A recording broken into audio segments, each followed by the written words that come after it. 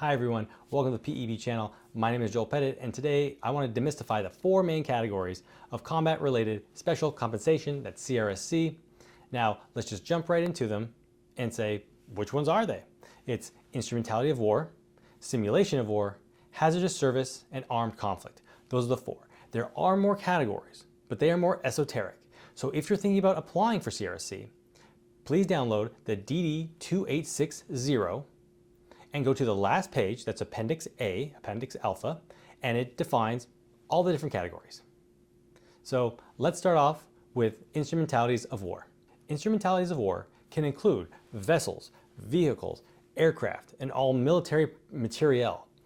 What is materiel? Materiel can be gas, fumes from gas, bullets, grenades, ordnance. It can be a lot. Also, what you want to think of, and what you can find by reading the DD2860, is that even pugil sticks, that can be an instrumentality of war. They even go so far as to explain that even if, let's say, your unit doesn't have enough pugil sticks and you have to use broomsticks, which happens a lot in training, actually that broom now isn't just a broom handle, it's an instrumentality of war. So this is a broad category, and you'll notice they're all kind of broad. But that leads to the confusion people have because a lot of the categories kind of overlap. Based on your facts, of course, and based on the condition you're claiming. But it's not hard and not rare to actually to qualify under more than one category. So let's keep going. And next up, hazardous service. This is an interesting one because the definition basically is when a service member is engaging in acts that present a higher than normal degree of danger to military personnel in armed conflict or simulating armed conflict. So it's kind of interesting that they say this because, as I just said, your injury may fall under this and a simulation of war, which we'll talk about later. So again, you can already see that even in their own definitions, there's overlap. Some would say, well, what are examples of this hazardous service? Because we all need a baseline. Luckily, the CRSC board gives us that. They list things like aerial flight, parachute jump, experimental stress testing, dive, rescue missions, things of that nature. These all qualify as hazardous service.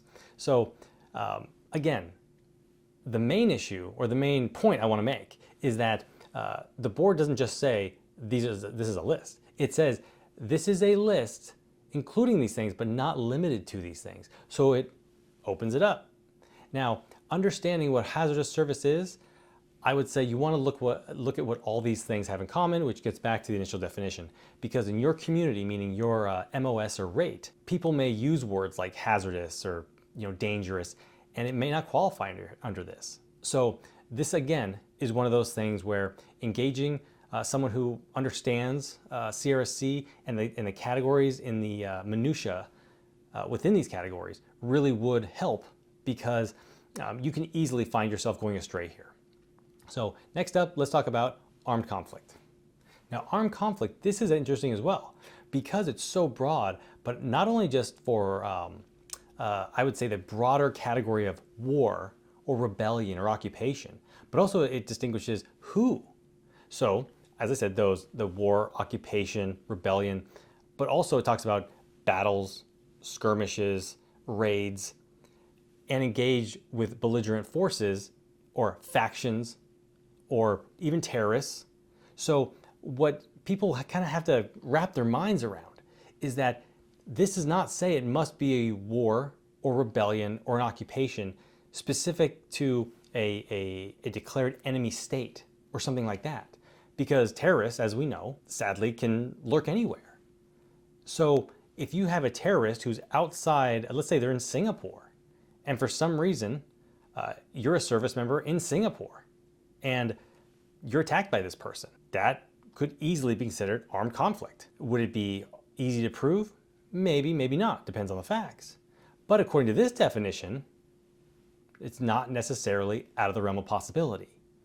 And that's the key to armed conflict, is really understanding not just where and when, but also the who.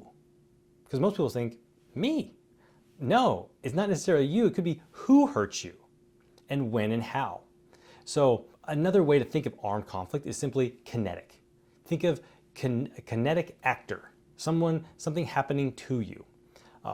Because a lot of times, the questions I'll get are about a horrendous injury that someone may have had in a combat zone, but it didn't have to do with a kinetic actor. So this is where I'll say, well, okay, maybe not armed conflict, but could it be a kinetic actor in the sense of ordnance exploding?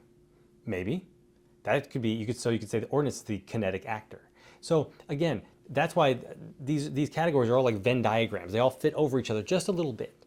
And that's where it gets confusing. But you want to really understand that for armed conflict, it is a more interesting analysis, but also complex, unless it's something as simple as, well, I was shot. Got it. Or I was in a hand-to-hand combat on the battlefield with a suspected terrorist in Afghanistan. And so except for the very clear instances, this is the category that I would say, surprisingly enough, actually does create some of the most confusion. That being said, let's move on to simulation of war. Simulation of war, that's interesting. Why? Because it's such a broad category, and it creates more consternation than any other categories. Why is this? Because you're in the best possible position to have documentation for when this happened, how it happened, and your medical needs after it happened. This is not the case if you suffer injuries when deployed, because for some reason they don't keep any medical records, even though when I was deployed, they sure as heck, when I went to medical, they were typing, they were writing things.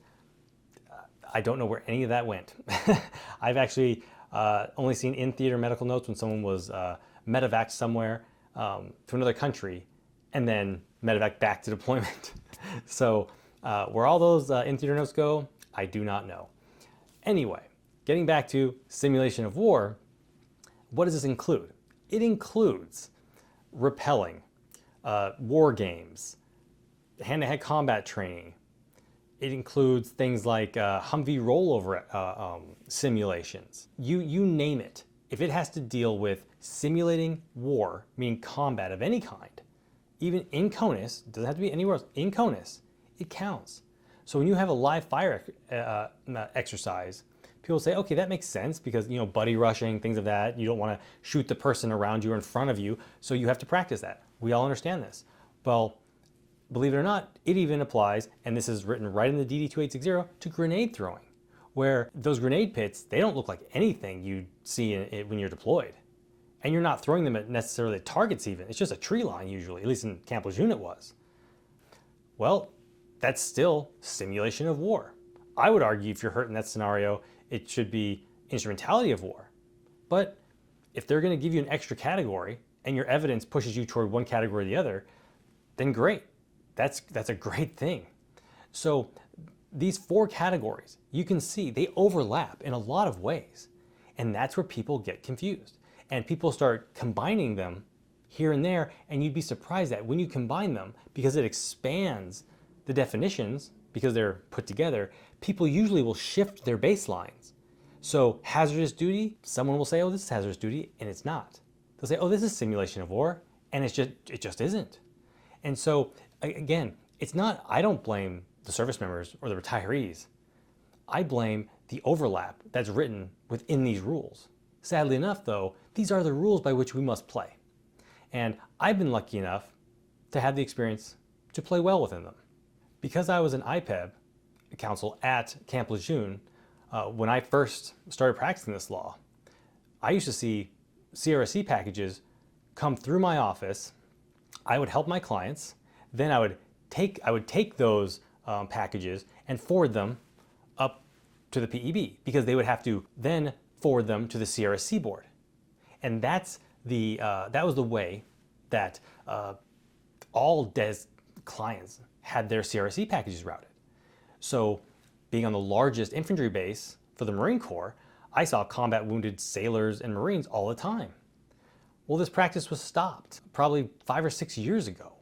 So people just aren't getting this experience. And so when clients call me and they're frustrated about not being able to find information, I completely understand.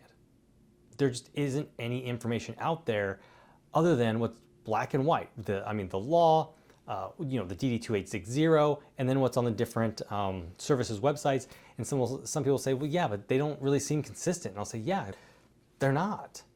You're not crazy. You're not imagining things. They're not consistent. So please, if you're thinking about applying for CRSC, go to my website, joelpettitlaw.com, give me a call, shoot me an email. Love to speak to you about your potential case. If you like this video and you want to see more, please here's my next video. Thanks for watching, everyone. I'll see you in the next video.